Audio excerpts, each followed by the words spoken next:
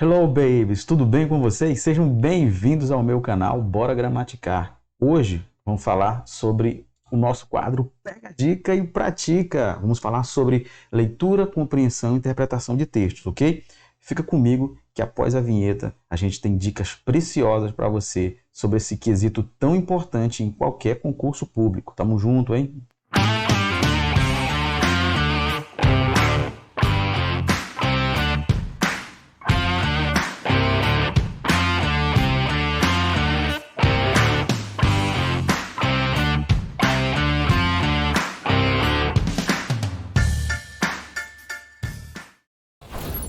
Vamos aqui para o nosso quadro. Olha só, gente, dicas importantes sobre análise de texto. Então, vamos para a primeira dica logo. Deixa eu chegar aqui com o meu pincelzinho. Olha aí. Primeira coisa, gente, a entrada de dados. A entrada de dados. O que é isso, professor? Leitura. As pessoas querem interpretar bem texto. Você quer interpretar bem textos? Você precisa fazer o hábito da leitura se tornar mais comum no seu dia a dia. Tá? Então, já foi comprovado cientificamente. Leitura exercita o cérebro. É a malhação cerebral. Assim como você malha os glúteos, os bíceps e os tríceps na academia, você também malha o seu cérebro através da leitura.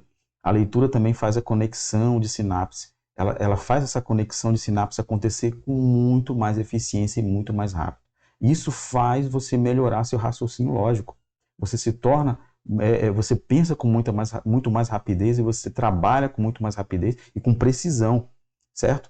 E outra coisa fundamental é que você fortalece, através da leitura, também fortalece essa conexão entre as sinapses. Então, a leitura é fundamental para qualquer processo de leitura, de compreensão, de reflexão. Tudo bem? Vamos ver nossa primeira dica, então, é relativo a desenvolver melhorias nos hábitos de leitura. É impossível. Então, a primeira coisa é você entender o seguinte, olha, você lê para quê? Você lê, não é, para, primeiro, a caneta não está funcionando, mas você lê primeiro para conhecer, não é isso?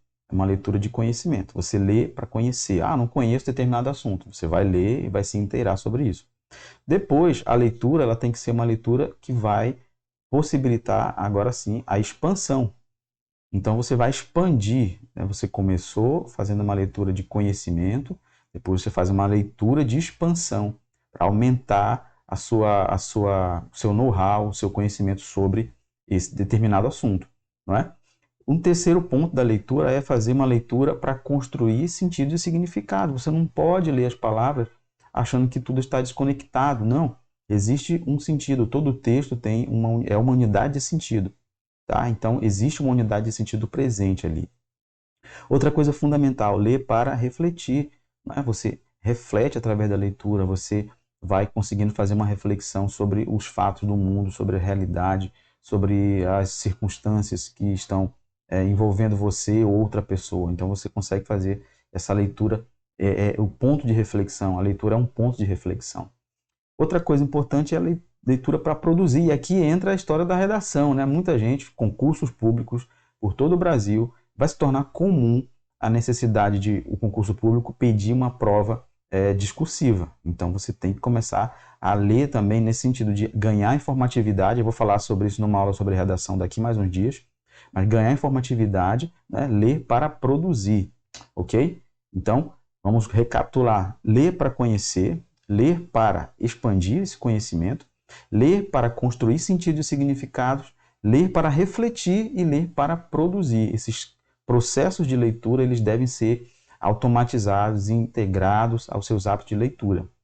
Ok? Vamos aqui no próximo. O próximo, então, é entender mais sobre a tipologia do texto, sobre os gêneros textuais, sobre a sequência textual. Isso é fundamental. Se você não entende gêneros textuais, você vai se sentir perdido na hora talvez de uma leitura e interpretação de texto. Porque às vezes eles podem colocar um texto, por exemplo, narrativo, eles podem colocar um texto descritivo, entendeu? Eles podem colocar textos diversos. Então você não tem que pensar que vai ser só um texto dissertativo, por exemplo. Conheça a tipologia do texto. Então, a tipologia textual, gente, ela é um ponto fixo. Ou seja, ela tem ali entre 4 ou 5 formas, não é, de abordagem textual. A narração, a dissertação, a descrição. Isso não quer dizer que vai ter um texto exclusivamente narrativo, não vai ter um texto exclusivamente descritivo. Vai haver uma mistura desses tipos textuais. Um deles vai predominar, tá bom? Então, se liga na tipologia textual, conheça a tipologia textual, que é o ponto fixo. Agora, você tem aqui, né, os gêneros textuais. Os gêneros textuais, eles são uma forma, né, de expressão, eles exercem funções sociais, eles cumprem funções sociais. Por exemplo, a bula de remédio, a receita, não é, de bolo, a receita do bolo da vovó, do pão da vovó, certo? Os textos instrutivos, né, chamados textos injuntivos, aqueles textos que vêm em manuais, computador, do webcam, né, de qualquer manual, você tem um texto injuntivo, um texto ali instrutivo. Ok? Então, os gêneros textuais, eles cumprem papéis sociais específicos, e aí eles vão ser usados de várias formas. Tá? Então, eles são um ponto mais flexível, um ponto mais aberto, diferente da tipologia textual, que é mais fechada. Tá? Você tem ali apenas 4 ou 5 tipos de texto. Agora, gêneros textuais, você tem uma possibilidade infinita de abrangência. Né? Por exemplo, você tem dentro do gênero textual narração, você tem a novela, né? Você tem o conto, você tem, então, aí uma variação muito grande dentro do tipo textual narração, você tem o gênero textual novela, o gênero textual conto e por aí vai. O gênero argumentativo, você tem a dissertação dissertativa argumentativa do vestibular, por exemplo, do Enem, dentro do gênero dissertativo. E você também tem, por exemplo, uma reportagem. Uma reportagem pode ter o viés dissertativo, que vai defender ideias, certo?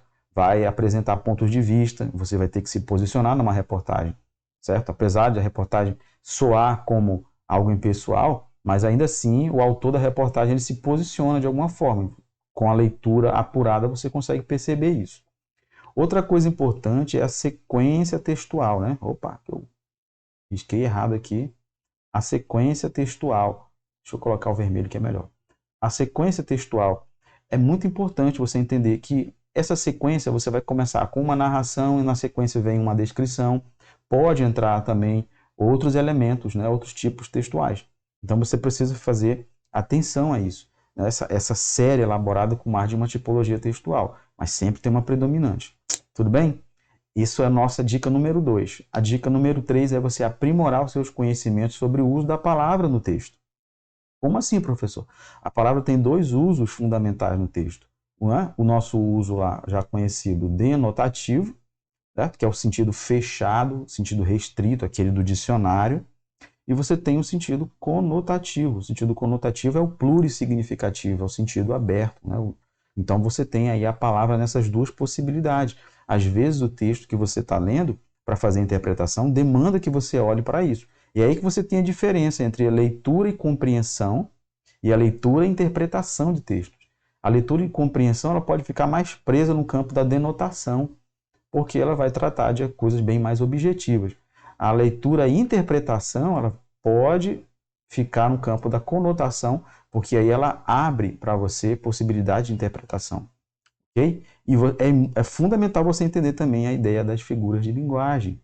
É muito importante, porque num texto você vai ter uma metáfora, você vai ter uma metonímia, você terá, então, esse conjunto, né, de plurissignificação que tem dentro, que nós conhecemos dentro das figuras de linguagem. Então, esse é o ponto 3, hein? Vamos recapitular? Ponto 1, desenvolver melhorias no seu hábito de leitura. Ponto 2, entender mais sobre a tipologia textual, sobre os gêneros textuais, a sequência textual.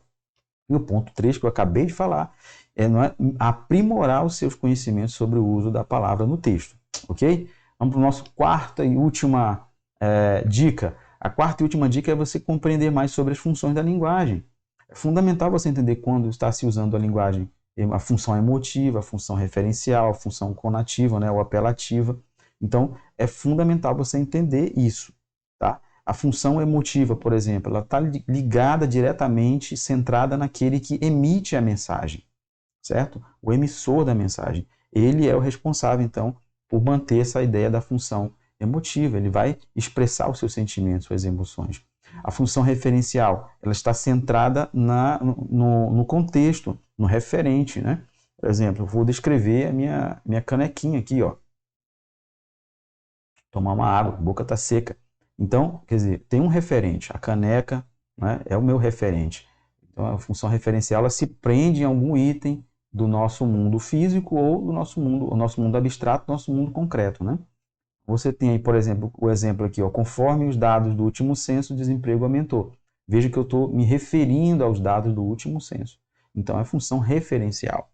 A função conativa, apelativa, é a famosa função da linguagem da publicidade, né? Ela apela para você comprar. Compre hoje, não perca a grande promoção. Então, você tem aqui, até no nosso exemplo aqui, ó, não perca a nossa grande promoção. Existe aqui a ideia de apelar realmente para você não perder a promoção, para você ficar ligado. Está acabando. Então, eles usam essa função, a função chamada conativa ou apelativa, para induzir você ao consumismo. É assim que funciona, infelizmente. Tá? Nós temos essas três primeiras, a função emotiva, em que está centrada no autor, né? O autor é o centro dessa função emotiva, a função referencial, onde o centro é o referente, algum referente do mundo concreto ou do mundo abstrato, tá? A função conativa, apelativa, que é aquela centrada no receptor, ou seja, a tentativa de convencer você a fazer alguma coisa, tá? E para terminar aqui o 4.2, compreender mais sobre as funções da linguagem, falando sobre a função metalinguística, é a função que envolve a nossa língua portuguesa. Então, você tem ela centrada no código, essa função metalinguística está centrada na língua, né? Quando você tem a língua falando sobre a própria língua, refletindo sobre a própria língua, explicando a própria língua, a língua sendo explicada pela própria língua. Então, você tem aí a poesia falando da poesia, a música falando da música, isso é metalinguagem. Tá? A função poética, né? Eu não marquei aqui a metalinguística, mas o centro da metalinguística, como eu disse, é o código. Tá? O centro da função poética é a estrutura da mensagem. Você tem que ter cuidado para não se confundir, por exemplo, com a função emotiva, porque o centro da função emotiva é o emissor.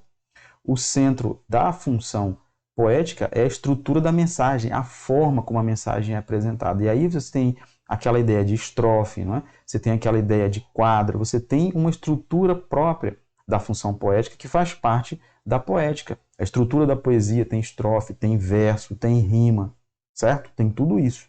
Então você tem a função poética. E a função fática, que é o teste do canal. Deixa eu apagar aqui que eu estou sempre riscando em cima. O teste do canal, ou seja, você fala, oi, tudo bem? Você está me ouvindo? Você tá testando o canal. Por isso que o centro dele é o canal. Que é saber se a pessoa está te ouvindo, se ela está percebendo que você está falando com ela. Ok? Tudo bem? Então, vamos recapitular mais uma vez? Primeiro, você vai fazer o quê? Você vai empreender melhorias nos seus hábitos de leitura, certo? Segundo, você vai entender mais, buscar mais conhecimento sobre a tipologia textual, sobre os gêneros textuais, sobre a sequência textual, tá? Terceiro ponto é você aprimorar os conhecimentos sobre o uso da palavra, a palavra no sentido conotativo, denotativo, as figuras de linguagem.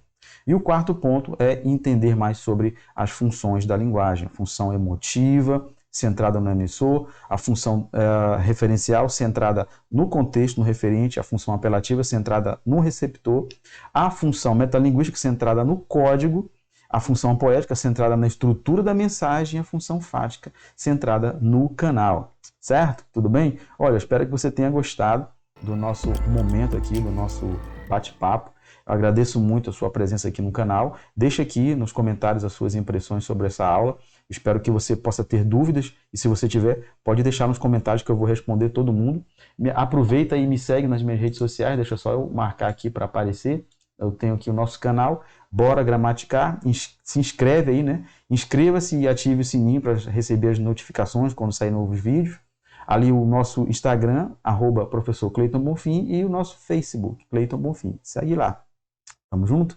Obrigado pela atenção de vocês, hein? Obrigado mesmo. Vibrânio. Tamo junto. Valeu!